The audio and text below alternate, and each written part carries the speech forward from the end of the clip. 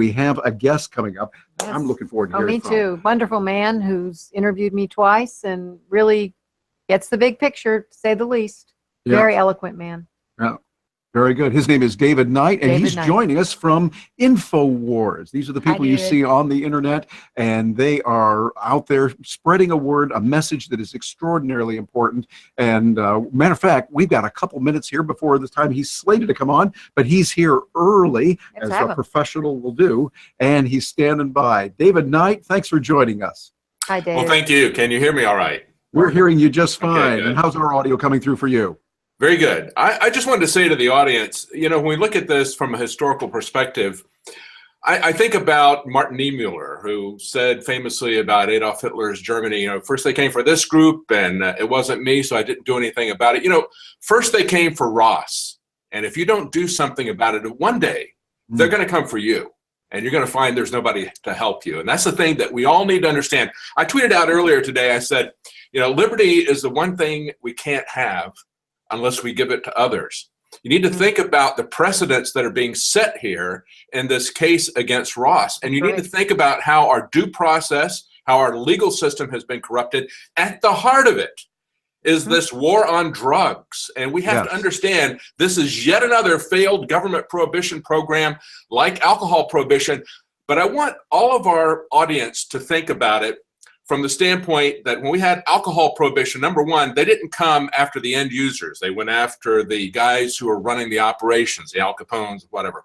That's something that's very different about this. We've seen this go on, even though it has failed, we've seen it go on for more than 40 years without any abatement. And it's given us things like no-knock raids with SWAT teams, our complete shredding of the Constitution when it comes to due process, and the fact that we've got these legal fictions like civil asset forfeiture. It's just amazing to me that we continue to put up with this, but it's going to continue, and it's metastasizing now to the internet. And that's what they did with Ross. They said, well, because of drugs, we can do whatever we want to, and we don't have to follow due process. That is so incredibly dangerous. People just need to understand what that's about. And one more thing I want to tell people. Many of us who are libertarians like to focus on history, on the Constitution. Think about the fact that when they did alcohol prohibition, we've got two amendments to the Constitution out of only 20 some odd amendments. And those both have to do with alcohol prohibition. They needed to amend the Constitution so they could prohibit alcohol. And then they had another one to take that away.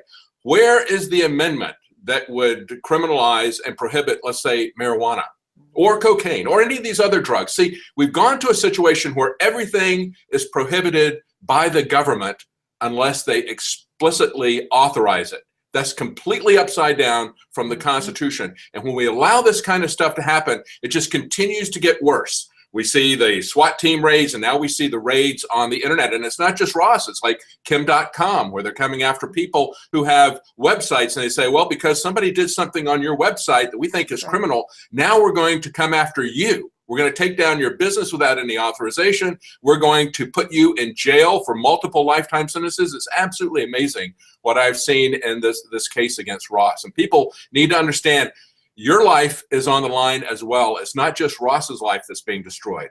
They will come after you. Yes, David, you're making some very good points, and we agree with what you're saying. And it's very important. Lynn, any ideas or comments you have? Well, yeah, and actually David and I discussed this on his show is, again, conservatives often are like, oh, drugs, you know, they're all bad, and I want to think about the drug war. The drug war is not about drugs. The drug war, obviously, because people are still using drugs after over 40 years and over $1 trillion. It's about government expansion and intrusion. And also, David brings up a really important point, which is the precedent set in this case. Transferred intent, for example, not only did they go over the internet, they criminally indicted Federal Express for people sending pharmaceuticals through Federal Express. They criminally indicted Federal Express because they were responsible for what people did on in their trucks. And this is very dangerous. And there's other, of course, the case has Fourth Amendment implications and violations, First Amendment violations. I mean, there's a lot of very dangerous precedent in this case. And so you say it beautifully. It's absolutely correct. Yeah, and I want to follow up on that because we're concerned. What you're saying is absolutely right. And yet, we also could make a case, wait a minute, there's legalizing marijuana, recreational marijuana usage in certain places for those that want it available. It seems like we could be moving in a different direction that could be better. What are your thoughts on that? Well, it's kind of interesting, isn't it, that we see this move towards medical marijuana, even in some states, recreational use of marijuana, while it remains a class 1 drug at the federal level, which says there's no medical use for it whatsoever. We all know that's a lie. And we know that because we've got a couple of dozen states who've already said, no, it does have medical use. So it shouldn't be a class 1 drug to start with. But when we talk about the different schedules, this is another thing. When you talk to conservatives, you need to emphasize to them, as Lynn pointed out, a lot of conservatives say, well, I don't like drugs, so I'm going to allow the government to do whatever they say is necessary to stop it, even though it hasn't worked for 40 some odd years. What they need to understand is that these schedules that we have, schedules 1 through 4, those were created verbatim by the United Nations in 1961, 10 years before Richard Nixon declared war on drugs and enacted a UN agenda verbatim. All the drugs already in the schedules. That was created by the United Nations, not by the American DEA, not even by Richard Nixon.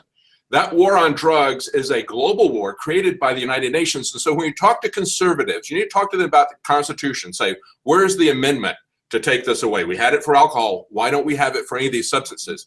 Why is it that we're allowing the United Nations to set up a globalist agenda to take this stuff away? So I think those are some things that will resonate with them, even though they can't get their head around the fact that they think they can solve this problem with force. You know, not as people have said, when you see every problem as a nail, you try to attack it with a hammer. And this is not the way we need to attack the issue of drugs. It's an absolute failure. We got people locked up for lifetimes, and we're having to pay the bill for that. You talk to the conservatives about that. Say, do you really want to pay to lock up nonviolent people who aren't a threat to anyone? So we have this conflict between the federal government and between reality, between the federal government and between state laws that is developing, that I think is going to be very interesting. Yeah. Now is the time that we need to push forward with these constitutional arguments.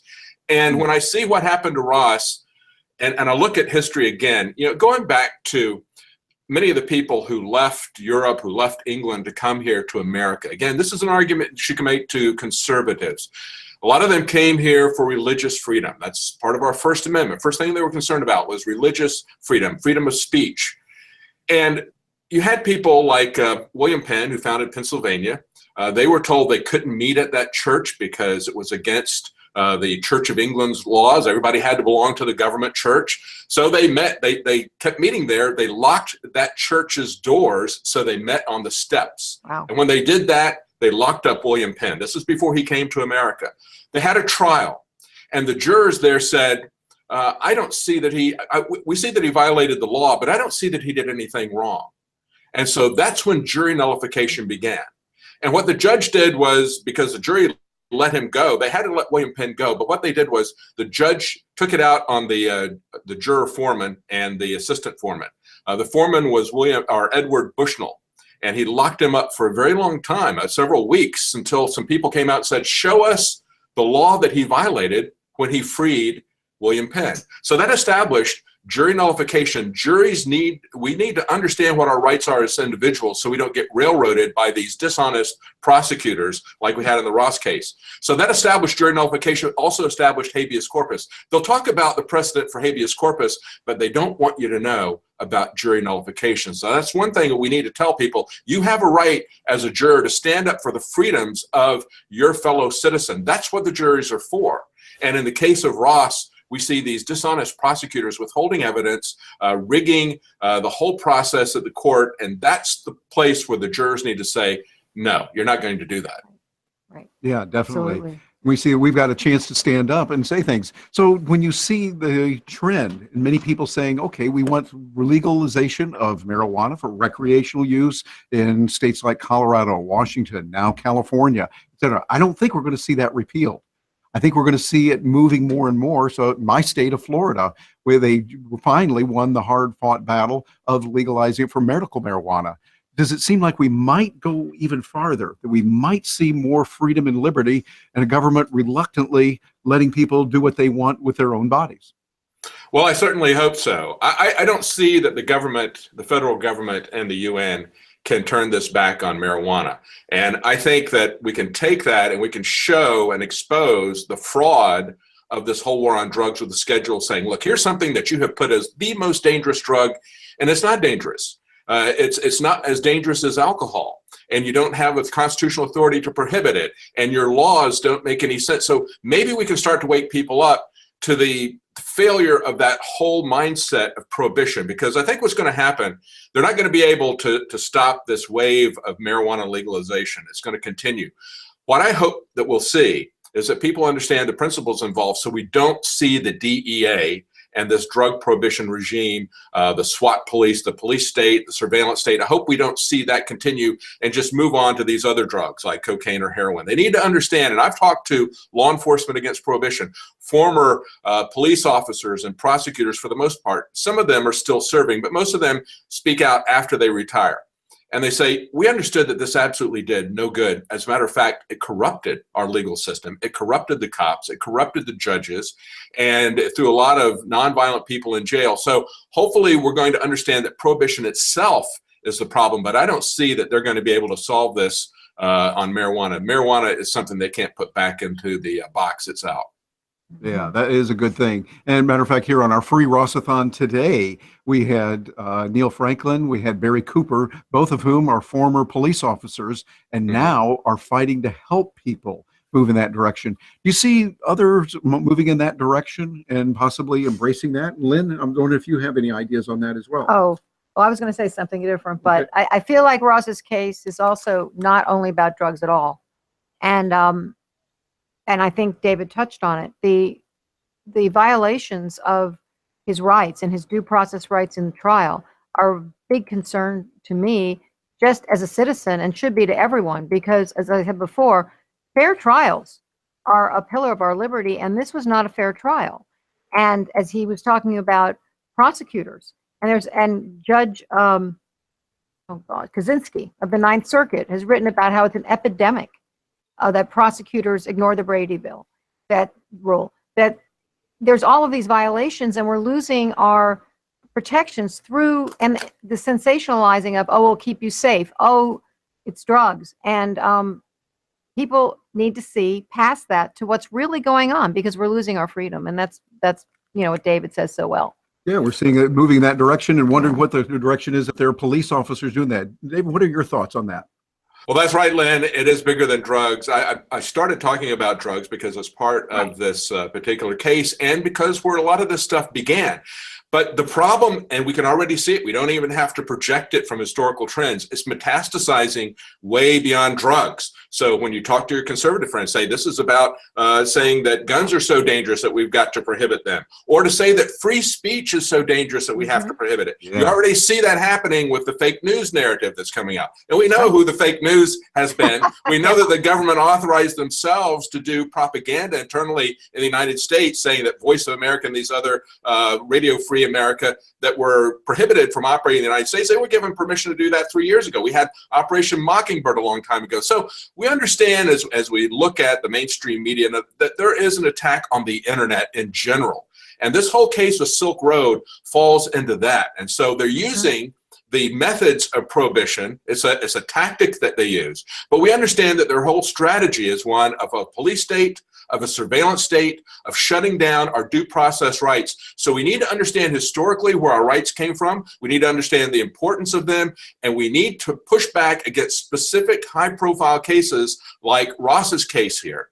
That's a very important high-profile case that illustrates how they are metastasizing this cancer of authoritarianism far beyond the war on drugs where it began. And we need to start reclaiming our liberties, and part of that is understanding what our rights as jurors are and changing that process, understanding the corruption in the legal system. In Ross's case is a very good case for people to start looking at how corrupt our justice system has become, regardless of how they justify it, how it got that way. I was just throwing out some things there that you can talk to people who are conservatives about, get them to see the bigger picture, because now the picture is getting much bigger. They're pulling in all different types of things, and Ross's case is one of those examples of how they're pulling it in from all these different areas they've not touched before.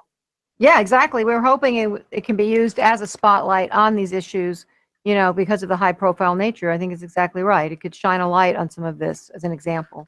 Yeah. David Knight, thank you so much for being with us. David, thank Great you so words of much. insight. We could keep you on for another 45 hours. Well, thank you so much. And I just want to encourage people to donate to the Free Ross-a-thon. It is really a good cause. And you are donating to your future freedom as well. It's not just for Ross, it's for you as well. Yes, thank you, sir. David. We appreciate it. And someone says, hey, I want to find out more about David Knight. I like what this guy's got to say. What do we do to get in touch with you? You can follow me on Twitter at Libertarian, and that's my handle on Twitter. Also, you can find me on InfoWars. You'll see my reports, mostly on Alex Jones's YouTube channel. You'll find my reports there from time to time. I'm also on the Nightly News, which is a subscription service. Prison Planet TV is where you can get subscriptions.